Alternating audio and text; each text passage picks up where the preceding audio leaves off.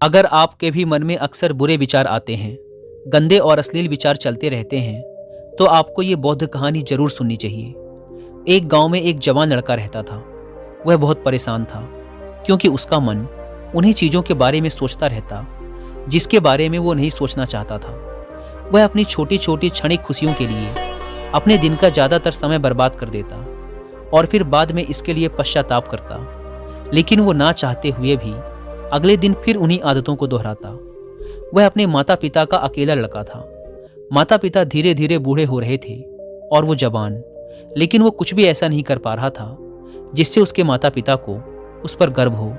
वह जानता तो था कि वह अपने समय और जिंदगी के साथ गलत कर रहा है, लेकिन वो बहुत कोशिश करने के बाद भी खुद को बदल नहीं पा रहा था। वह अपनी समस्याओं के बारे में दूसरे बड़े लोगों को बताता और लोग उसे तरह तरह के सुझाव देते, लेकिन फिर भी कुछ भी बदलाव नहीं आ रहा था। अब तो उस लड़के को भी ऐसा लगने लगा था कि उसका बाकी का जीवन ऐसे ही मानसिक बोझ और बुरी आदतों के साथ बीतने वाला है। इसीलिए अब वह बहुत ही उदास और परेशान रहने लगा था। एक दिन ऐसे ही वह अपने विचारों में खोया हुआ अपने गांव के तालाब के किनारे बैठा हुआ था। तभी पीछे से उसका एक मित्र भागता हुआ आया और बड़े उत्साह से उसके कंधे पर हाथ रखकर बोला, मित्र, मुझे तुम्हारी सभी समस्याओं का समाधान मिल गया है। अपने मित्र के मुंह से यह बात सुनकर वह लड़का बहुत खुश हो जाता है और पूछता है, क्या समाधान मिला मेरी समस्याओं का? लड़के के मित्र ने कहा, ध्यान। ध्यान तुम्हारी सभी समस्याओं का समाधान है। लड़के ने कहा, यह ध्यान क्या होता है? मित्र ने कहा, कल हमारे गांव में एक बौद्ध भिक्षु भिक्षाटन के लिए आए थे। गांव के सभी लोग उन बौद्ध भिक्षु से अपनी अपनी समस्याओं का समाधान पूछ रहे थे। तो मैंने सोचा कि मैं भी तुम्हारी समस्या का समाधान पूछ ही लेता हूँ। तो मैंने उन बौद्ध भिक्षु से अपने मन को काबू में करने का तरीका पूछा। मेरा प्रश्न सुनकर उन बौद्ध भिक्षु ने ज़्यादा तो कुछ नहीं कहा, बस इतना ही कहा कि ध्यान, ध्यान जीवन की सभी समस्याओं का समाधान है। मैंने सोचा कि तुम्हें ध्यान के बारे में पता होगा, इसीलिए मैंने उन बौद्ध भिक्षु से ध्यान के विषय में ज़्यादा कुछ नहीं पूछा। अपने मित्र की बात सुनकर उस लड़के ने कहा, मुझे उन बौद्ध भिक्षु से मिलना है। वह लड़का और उसका मित्र बौद्ध भिक्षु को ढूंढने निकल पड़ते हैं।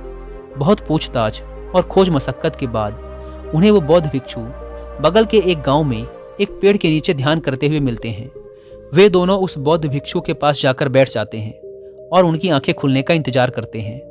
थोड़ी देर बाद जब बौद्ध भिक्षु अपनी आंखें खोलते हैं तो वो उन्हें प्रणाम करते हैं और कहते हैं, आपने ये तो बता दिया कि ध्यान जीवन की सभी समस्याओं का समाधान है, लेकिन आपने ये नहीं बताया कि ध्यान है क्या। बौद्ध भिक्षु ने कहा, ध्यान क्या है इसको मैं शब्दों में समझा पाऊं इतनी मुझ में सामर्थ्य नहीं, लेकिन अब क्योंकि तुम लोगों ने प्रश्न किया है तो मुझे कुछ ना कुछ तो बताना ही पड़ेगा। तो सुनो, ध्यान का मतलब है ना कोई प्रश्न, ना कोई उत्तर, ना कोई विचार और ना ही कोई भावना। यह एक ऐसी स्थिति है जो हमारी वास्तविकता से हमारा परिचय करवाती है। इस स्थिति में पहुंचकर व्यक्ति के अंदर कोई भी प्रश्न, कोई भी उलझन शेष नहीं रह जाती, क्योंकि उसके सामने सब कुछ स्पष्ट हो जाता है। उसे इस जीवन की व्यर्थता का पूर्णतः आभास हो जाता है। लड़के ने पूछा, लेकिन ध्यान की ऐसी स्थिति को कैसे प्राप्त किया जा सकता है? बौद्ध भिक्षु ने कहा, ध्यान करना बहुत आसान है। क्या तुम्हें बैठना आता है? लड़के ने कहा, हाँ, मैं बैठ सकता हूँ। बौद्ध भिक्षु ने कहा, कितनी देर तक बैठ सकते हो? लड़के ने कहा, ऐसे तो कभी आजमाया नहीं, लेकिन जितनी देर तक चाहूँ उतनी देर तक बैठ सकता हूँ। बौद्ध भिक्षु ने कहा, रोज 1 घंटा आंख बंद करके सीधा बैठना है। लड़के ने पूछा, कब और कहाँ बैठना है? बौद्ध भिक्षु ने कहा, कभी भी और कहीं भी, बस जगह शांत और एकांत होनी चाहिए। लड़के ने फिर प्रश्न किया, मेरे मन के ये गंदे विचार और मेरी बुरी आदतें कितने दिन में छूट जाएंगी? बौद्ध भिक्षु ने कहा, सिर्फ 1 दिन में, अगर तुम 24 घंटे आंख बंद करके बैठ सको तो। बौद्ध भिक्षु से आज्ञा ले वह लड़का अपने घर आ जाता है और ध्यान करने बैठ जाता है। जैसे वह अपनी आंखें बंद करके बैठता है, उसके मन में तरह तरह के विचार उठने शुरू हो जाते हैं। जैसे, क्या ध्यान करने से सचमुच कुछ फायदा होगा? मैं अपनी बुरी आदतों को छोड़ भी पाऊंगा या नहीं? आखिर सभी लोग मेरी इज्जत कब करेंगे? मैं तो उससे प्रेम करता हूँ, लेकिन वो मुझसे प्रेम क्यों नहीं करती? मैं ऐसा क्या करूँ कि मैं बहुत सा धन कमाऊँ और अपने गांव का सबसे अमीर व्यक्ति बन जाऊँ? इसी तरह के और भी विचार उसके मन में लगातार उठने लगे। फिर उसे ध्यान आया कि भिक्षु ने कहा था, ध्यान की अवस्था में कोई विचार, कोई भावनाएं नहीं होती। अब वह अपने विचारों को रोकने का प्रयास करने लगा, लेकिन क्या बहती नदी के पानी को कभी कोई रोक पाया है? वह लड़का भी अपने विचारों को नहीं रोक पाता और आंखें खोलकर बैठ जाता है और सोचता है, अब तक के जीवन में बहुत से काम किए, लेकिन इतना मुश्किल काम कभी न किया था। और वो बौद्ध भिक्षु बोल रहे थे कि ध्यान करना बहुत ही आसान है। वह लड़का उन बौद्ध भिक्षु से मिलने दोबारा अपने घर से निकल पड़ता है और उनके पास पहुंचकर कहता है, आपने तो कहा था कि ध्यान करना बहुत ही आसान है, लेकिन ये तो मुझे दुनिया का सबसे मुश्किल काम लग रहा है। मेरे बहुत प्रयास करने के बाद भी मेरे मन में विचार उठने बंद ही नहीं हो रहे हैं। बौद्ध भिक्षु ने कहा, लेकिन तुमसे विचारों को रोकने के लिए किसने कहा है? लड़के ने कहा, तो फिर विचार रहित स्थिति कैसे प्राप्त होगी? आपने तो कहा था कि ध्यान में कोई विचार, कोई प्रश्न नहीं होते।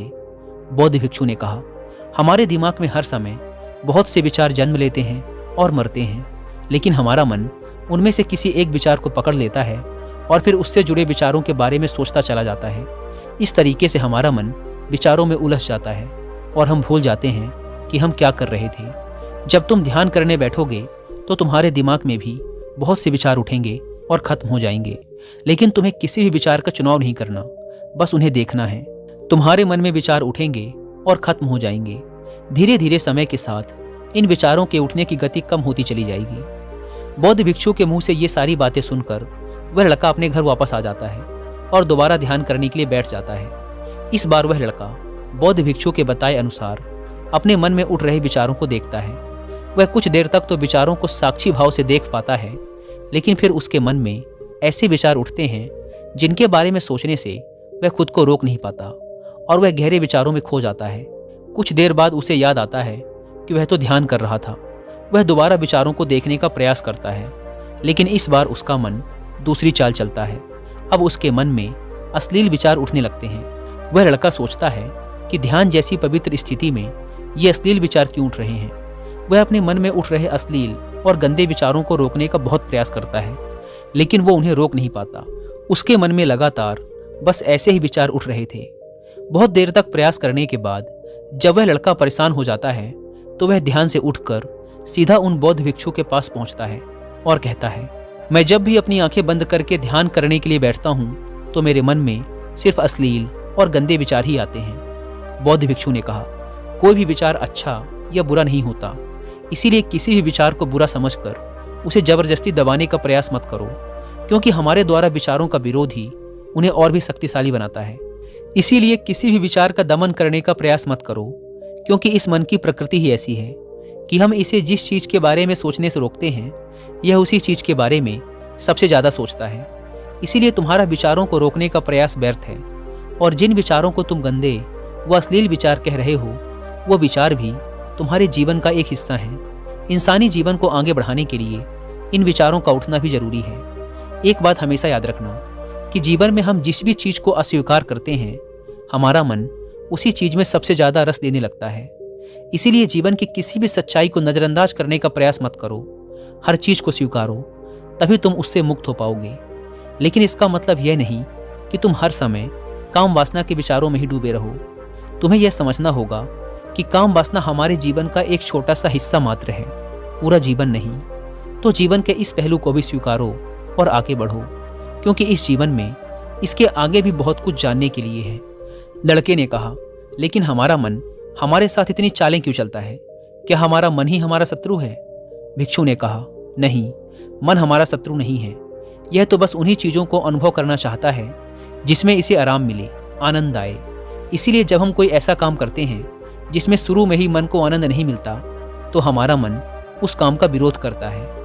बौद्ध भिक्षु ने आगे कहा, अगर तुम अपने मन से बुरे विचारों को खत्म करना चाहते हो तो अपनी आदतों को बदलो।